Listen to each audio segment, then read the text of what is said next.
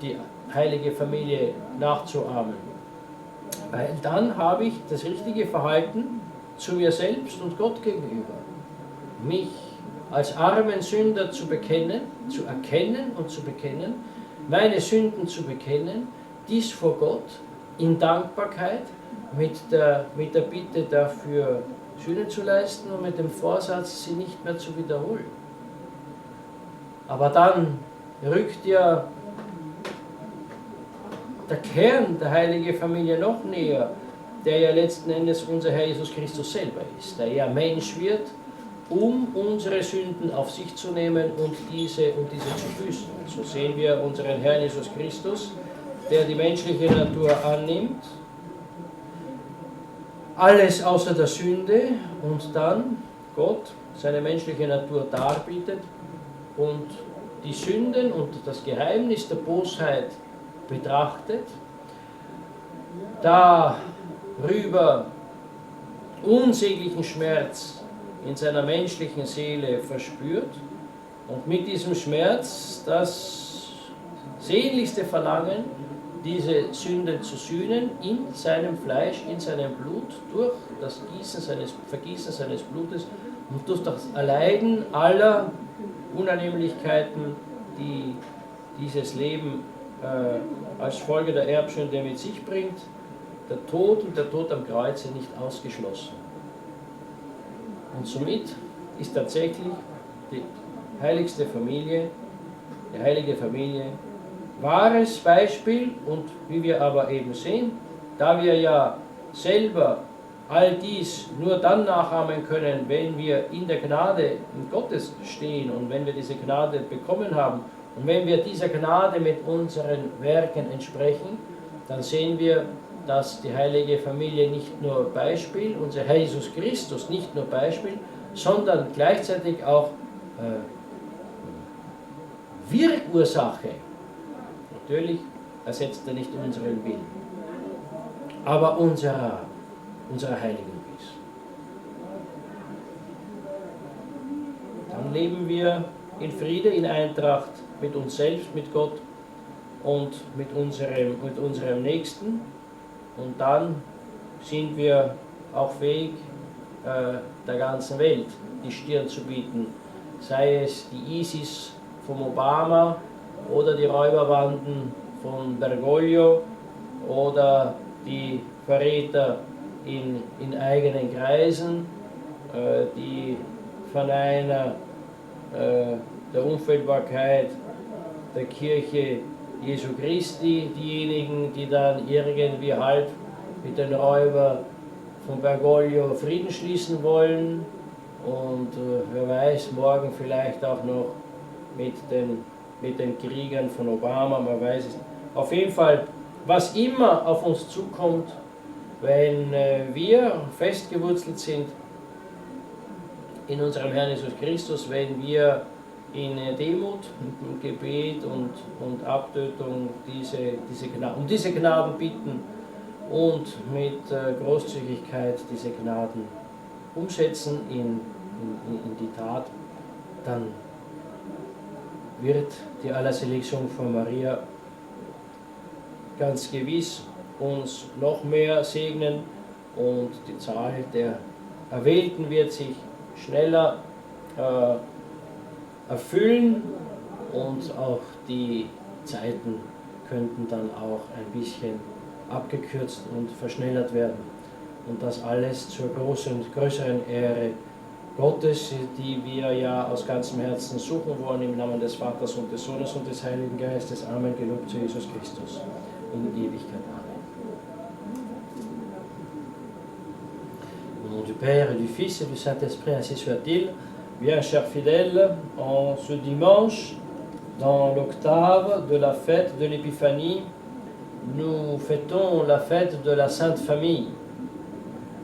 Et chaque année, c'est avec joie, avec gratitude, avec consolation pour tous ceux qui prient le bréviaire et le bréviaire de Saint Pie X avec toutes ces merveilleuses leçons qu'il nous donne. Nous lisons donc la lettre du pape Léon XIII sur la Sainte Famille, dans laquelle cette Sainte Famille nous vient présenter comme le modèle pour toutes les familles, aucune exclue, même pas la famille des plus nobles, des plus riches, comme celle des plus déshérités, des plus pauvres, des plus démunis de toute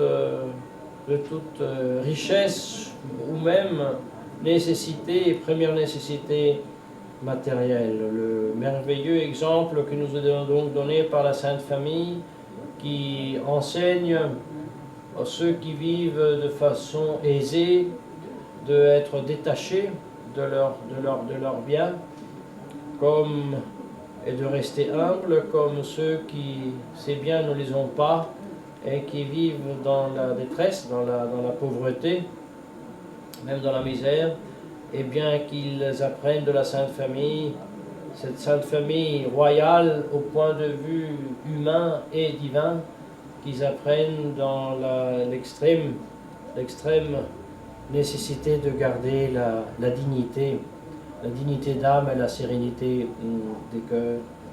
Grande leçon que donc nous donne Léon XIII en décrivant justement cette dévotion à la Sainte Famille qui commence au XVIIe siècle, qui s'étend dans tout le monde, un peu comme la dévotion au Sacré-Cœur, et qui est bien la dévotion des derniers temps, ces temps où donc la charité se refroidit, et avec la charité qui se refroidit, nos fameuses démocraties modernes, encensées, soutenues, promues par les messieurs Bergoglio et ses prédécesseurs Vatican secondistes, eh bien, ils ont à cœur de détruire cette famille. Et après avoir déjà détruit cette famille avec l'abord et le divorce, qui même comme maintenant est acquis dans les peuples une fois chrétiens, maintenant on s'attaque directement à l'individu. Et donc l'homosexualité, le gendre, le gender, et tout cela vient donc être promu. Eh bien, quelle autre réponse, mais quelle autre arme contre cette dégradation, cette mort de l'individu et de la famille, quelle autre arme sinon la vie de la vraie famille, de la Sainte Famille, qui, à travers justement la prière, les sacrements, les saintes communions, les absolutions, les sacrements, vivent dans nos cœurs et nos familles. C'est ça le vraiment antidote à cette guerre gigantesque, universelle, faite par les ennemis de notre Seigneur Jésus-Christ, non seulement à l'Église, mais aussi à la société toute entière. Et voilà que le grand mystère, que la grande bataille au plan public, social, économique et politique, en dernier essor est la même bataille qui se fait dans le cœur de chacun de nous. C'est la bataille contre l'erreur, contre la malice, contre le vice et la pratique de la vertu. Et voilà que quelqu'un pourrait nous dire, mais justement, nous sommes tous pauvres pécheurs, même nous catholiques et même nous traditionnalistes, même les traditionnalistes et les vacantistes, disons les meilleurs. Nous sommes tous pauvres pécheurs et pauvres et pécheurs, et en plus désunis. Et oui. Alors la Sainte Famille ne peut pas être vraiment notre exemple, sinon une image lointaine, admirée, mais ce n'est pas comme ça. Ce n'est pas vrai. Il faut nous approcher de la Sainte Famille, afin que la famille sainte s'approche de nous, afin que la grâce s'approche de nous. Nous devons nous approcher de Dieu pour que Dieu nous touche, nous approche, bien que même notre approcher à Dieu est toujours son initiative par ses grâces actuelles. Mais alors la Sainte Famille, donc oui, aussi pour nous, aussi pour nos pauvres, pécheur, non seulement peut-être, doit être l'exemple, et non seulement exemple, même cause exemplaire qui est même efficiente de notre volonté, de notre changer de vie, de notre pensée, de notre faire, par la grâce sanctifiante. Alors, comment nous paragonner à cette Sainte Famille? Comment paragonner cela? Eh bien, on a surtout et tout d'abord la façon dont la Sainte Famille approche le mystère. La Sainte Vierge approche le mystère, Saint Joseph approche le mystère. Eh bien, contrairement à la théologie moderne qui nie l'humanité de Jésus-Christ, qui nie l'humanité de notre Seigneur Jésus-Christ, qui nie son existence historique, mais humanise l'Évangile et le rend pratiquement comme pécheur. Oui, alors quand Bergoglio nous enseigne que les pasteurs c'était des brigands, nous sommes un peu là. Quand la moderne théologie nous présente une Sainte Vierge Marie comme une maman qui a perdu la patience et qui est désolée et qui retrouve son propre fils pour tout ce qu'il a fait parce qu'il n'a pas obéi et il s'est entalé sans rien dire. Et puis le fils, il répond parce que maintenant il a déjà 12 ans, donc il découvre un petit peu son autonomie, alors il répond avec un peu de tête, ça vous regarde. Non. Alors, ça n'a rien à voir avec la Sainte Famille. Ce n'est pas parce que Jésus-Christ était vrai homme et vrai Dieu qu'il se comportait comme les vrais hommes qui ne sont pas chrétiens. Et parce que l'homme, bien sûr, le jeune, comme conséquence du péché originel, il a la tendance à se révolter contre les parents en affermant son autonomie. Et puis les pauvres mamans qui ont beaucoup de choses à faire perdent la patience et reprochent à leurs enfants ce qu'ils ont fait. Rien de cela dans la Sainte Famille. La Sainte Vierge Marie, de la même façon dans laquelle elle approchait le mystère de l'incarnation, en humilité, en soumission, mais en esprit de foi, elle posait des questions. Comment est-ce possible, moi qui ne connais pas d'homme? Soumission, humilité et en même temps question. Et de la même façon, Saint Joseph se présente devant le mystère avec l'attitude de celui qui est parfaitement convaincu de la sainteté de la Sainte Vierge Marie, parfaitement convaincu. Et en même temps, il se pose la question, comment est-il possible que la Sainte Vierge, parce que mon épouse est sainte et vierge, comment est-il possible qu'elle soit en attente? Et alors, aucune pensée malicieuse, mon épouse a péché, mon épouse m'a trahi, non. Mais devant le mystère, que dois-je faire devant un si grand mystère? Quelle est la volonté de Dieu devant un si grand mystère? Et dans cela, oui, même il était angoissé devant cette réalité.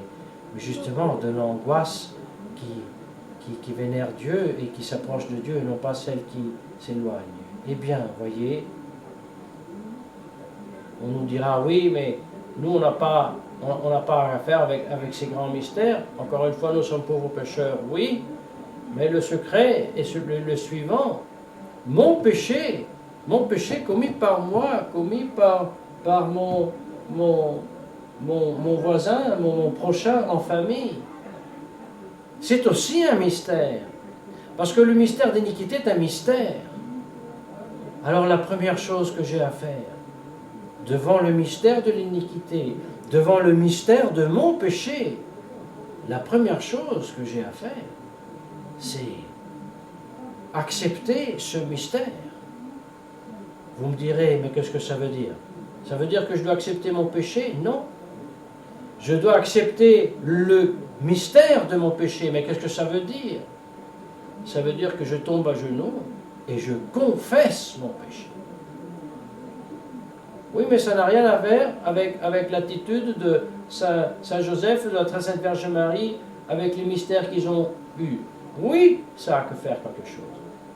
Parce que bien que mon péché, c'est le péché de malice, et c'est le mal, et les mystères avec lesquels ont eu affaire la Sainte Vierge Marie et Saint Joseph sont les mystères de Dieu qui s'incarne, bien sûr, ce sont des mystères très différents, éternellement différents, mais l'attitude de Saint Joseph et Sainte Vierge Marie, l'humilité, la soumission à Dieu, l'acceptation, la recherche de la volonté de Dieu, c'est l'attitude que moi aussi je dois avoir devant mon péché. Je dois m'humilier et accepter quoi? Accepter que j'ai à confesser mon péché, que j'ai à faire pénitence de mon péché et que je dois pratiquer la vertu. Alors je commence à être la cendre qui revit. Alors la croix que j'ai reçue le mercredi des cendres, homme, rappelle-toi que tu es cendre et tu es terre, et la terre tu retourneras. Quand je me confesse être terre, poudre, rien, alors, par la grâce de Dieu, je commence à ressusciter, à devenir, dans la grâce de Dieu, par la grâce de Dieu, un fils de Dieu. Et je commence à vivre humblement en soumission à Dieu. Mais alors, toute ma vie et mon attitude vers moi-même et vers Dieu change. Je ne suis plus aveuglé par mon péché, par mon vice. Mais je commence à désirer de confesser mes péchés au confessionnal, de faire la pénitence que le ministre m'impose, de faire mes prières le matin, le soir, de vivre, de rechercher la vertu. Et ce respect que je commence à avoir pour Dieu, et cette défiance vers moi-même, cette sainte défiance, et par le fait même aussi, dans le juste sens du terme, le respect pour moi-même, le respect pour la grâce que j'ai reçue, je commencerai à l'avoir aussi pour mon prochain, pour mon époux, pour mon épouse, même pour mes enfants, et si je suis enfant, pour mes parents, et commence cette vie de respect mutuel qui est le propre de la famille chrétienne et catholique, qui ensuite fait engendrer toutes sortes de vertus, qui sont ensuite toutes les formes de la charité, la prévenance, toutes sortes de façons de démontrer la bienveillance et vivre comme Saint Paul aujourd'hui nous le demande aux Colossiens, n'est-ce pas?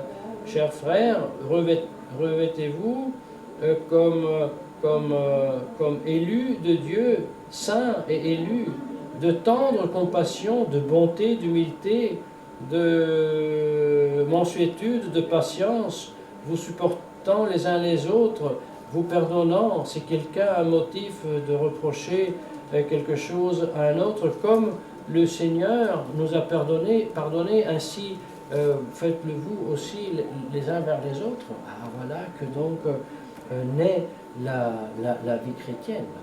Et celle-ci trouve sa source dans Dieu qui s'est fait homme, qui remercie le Père pour la nature humaine reçue, qui considère le péché, voit le péché, déteste le péché, pleure le péché et a un insatiable désir de satisfaire ce péché, de satisfaire la justice lésée du Père parce qu'il veut communiquer aux hommes cette même attitude vers le mystère de l'iniquité, le reconnaître, le confesser et le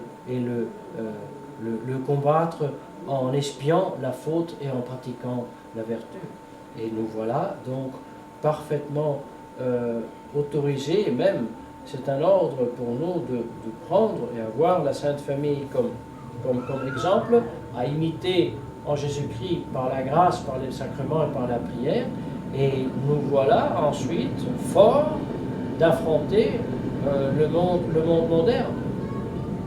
Les brigands de Bergoglio, les traîtres traditionnalistes qui veulent d'une façon ou d'une autre, en niant l'infaillibilité du magistère de l'Église, trouver un accord avec Bergoglio et ses brigands d'une part, mais aussi nous trouverons forts, fermes et vaccinés pour affronter les amis d'Obama, l'ISIS qui vient à déstabiliser l'Europe, ou quelconque autre phénomène que ça pourra être dans ce monde dont il est dit qu'il y aura peuple qui se soulèvera contre peuple, il y aura des guerres partout, il y aura des signes dans le ciel, dans la terre. Eh bien, la seule façon pour affronter et pour vaincre tout cela, c'est notre conformation, notre imitation dans Jésus-Christ, et ensuite cette protection qui est la famille, qui nous porte et qui nous encourage, et qui donc est la première réponse à la dégradation de la société moderne qui, comme nous avons dit, depuis maintenant des siècles, est donc détruit dans sa famille et maintenant aussi dans son individu par ces philosophies maçonniques libérales des démocraties modernes, tant promues et tant encensées par Bergoglio, ses brigands et ses prédécesseurs du Concile Vatican II. Alors, demandons à la très Sainte Vierge Marie de nous obtenir la grâce de faire vivre et susciter en nous tout d'abord la connaissance, et ensuite le désir effectif d'imiter la Sainte Famille pour notre sanctification et la gloire de Dieu, surtout au nom du Père et du Fils et du Saint-Esprit, ainsi soit-il.